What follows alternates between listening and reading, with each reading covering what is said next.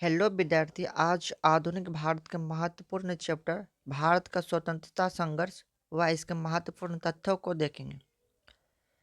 अक्सर यहाँ से 2 से 3 प्रश्न हर एक एग्जाम में देखने को मिलता है। तो यदि आप मेरे इस चैनल पर विजिट किए हैं तो एक बार चैनल को लाइक सब्सक्राइब शेयर जरूर करें। तो आज का पहला कॉन्सेप्ट है अंग्रेज विरोधी संघर्ष सन्यासियों के द्वारा शुरू की गए। तो क्वेश्चन पूछा जा सकता है कि भारत में प्रथम बार अंग्रेज विरोधी संघर्ष किसके द्वारा शुरू की गई। तो इसका सही जवाब होगा सन्यासियों के द्वारा। आज का नेक्स्ट कॉन्सेप्ट है सन्यासी विद्रोह का उल्लेख बंकिम चंद्र चटर्जी के उपन्यास आनंद मंठ में किया गया। तो क्वेश्चन यहाँ से 2-3 बनता है कि आनंद मंठ का लेखक कौन है। तो बंकिम चंद्र चटर्जी।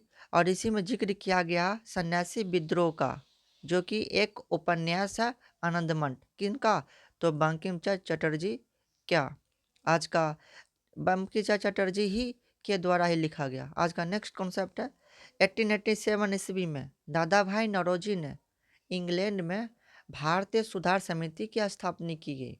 तो भारतीय सुधार समिति का स्थापना किसने? दादा भाई नौरोजी ने। कहाँ पर? इंग्लैंड में। और कब की गई? तो 1887 को। तो यहाँ से 2-3 प्रश्न बनता है। तो आज का नेक्स्ट कॉन्सेप्ट है 1887 ईस्वी के बाद ब्रिटिश सरकार का रुख कांग्रेस के प्रति कठोर होता चला गया। कांग्रेस के प्रति विद्यार्थी इसलिए रुख कठोर होता चला गया क्योंकि स्वतंत्रता के लिए संघर्ष करना प्रारंभ कर चुका था, जिसके कारण ब्रिटिश सरकार इसका विरोध करते थे और इसके प्रति कठोर नियम बनाते थे। आज का नेक्स्ट कॉन्सेप्ट है इफ्रिन ने कहा कांग्रेस केवल सूक्ष्मदर्शी अल्पसंख्यक का प्रतिनिधित्व करती है। तो किसके द्वारा कहा गया कि कांग्रेस केवल सूक्ष्मदर्शी अल्पसंख्यक का प्रतिनिधित्व करता है? तो लॉर्ड इफ्रिन के द्वारा कहा गया। तो कई बार स्टेटमेंट के रूप में प्रश्न पूछा जाता है, तो आप ये कथन को भी याद रखें। आज का नेक्स्ट कॉन्सेप्ट है कर्जन ने कहा कांग्रेस अपने पतन की ओर लड़खड़ाती हुई जा रही है। तो यह कथन किसके द्वारा कहा गया? तो यह कथन कर्जन के द्वारा कहा गया कि कांग्रेस अपने पतन की ओर लड़खड़ाती हुई जा रही है। विद्यार्थी, आज का नेक्स्ट कॉन्सेप्ट है लॉर्ड कर्जन ने 20 जुलाई 1905 ईस्वी को बंगाल विभाजन के निर्णय की घोषणा की गई। तो यहाँ से क्वेश्चन बनता है बंगाल विभाजन का निर्णय किसके शासनकाल में और कब की गई? तो लॉर्ड कर्जन के शासनकाल में 20 जुलाई 1905 ईस्वी को बंगाल विभाजन का निर्णय की घोषणा की गई।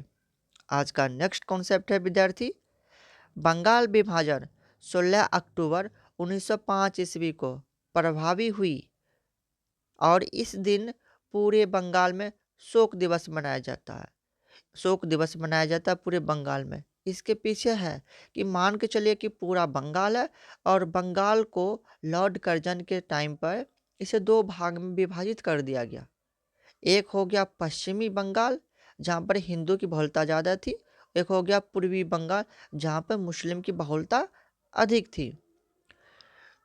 तो पश्चिमी का राजधानी हो गया आपका हो गया कोलकाता और इस तरह से पूर्वी बंगाल की राजधानी ढाका हो गया। और बंगाल विभाजन 16 अक्टूबर 1905 ईस्वी को प्रभावित हुए और इसी दिन पूरे बंगाल में शोक दिवस मनाया जाता है। तो आपको समझ में आ गया बंगाल विभाजन में शोक दिवस क्यों मनाया जाता है। आज का नेक्स्ट कॉन्सेप्ट है विद्यार्थी बंगाल विभाजन के विरोध में 7 अगस्त 1905 ईस्वी को कलकत्ता के टाउन हॉल में स्वदेशी आंदोलन की घोषणा की गई। तो बंगाल विभाजन के कारण ही स्वदेशी आंदोलन की घोषणा 7 अगस्त 1905 ईस्वी को कोलकाता के टाउन हॉल में की गई। तो ये भी आपको याद रखना है कि स्वदेशी आंदोलन की घोषणा बंगाल विभाजन के बाद की गई।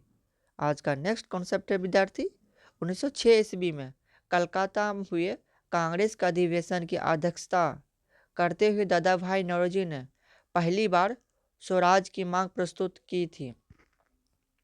तो क्वेश्चन आता है, दादा भाई नौरोजी ने पहली बार स्वराज की मांग प्रस्तुत की थी तो 1906 ईस्वी में कहाँ पर? कलकत्ता में कांग्रेस के अधिवेशन में। और उस टाइम कांग्रेस का अधिवेशन का अध्यक्षता दादा भाई नौरोजी ने की थी और दादा भाई नौरोजी के नेतृत्व में ही स्वराज की मांग की गई। तो कब की गई? 1906 ईस्वी में। विद्यार्थी आपको ये भी याद रखना है, स्वराज की मांग कलकत्ता अधिवेशन में कांग्रेस के अध्यक्षता वाली दादा भाई नौरोजी में 1906 ईस्वी को स्वराज की मांग की गई। आज का नेक्स्ट कॉन्सेप्ट है स्वदेशी आंदोलन चलाने के तरीका को लेकर। जो है स्वदेशी आंदोलन चलाने के तरीका को लेकर कांग्रेस 1907 ईस्वी में दो पार्टियों में विभक्त हो गया। सूरत अधिवेशन में उग्रवाद यानी गरम दल एवं नरम दल यानी उदारवाद नामक दो दलों में विभाजित हो गई। विद्यार्थी इस सम्मेलन की अध्यक्षता रास बिहारी बोस ने की थी। लाइक जरूर करें।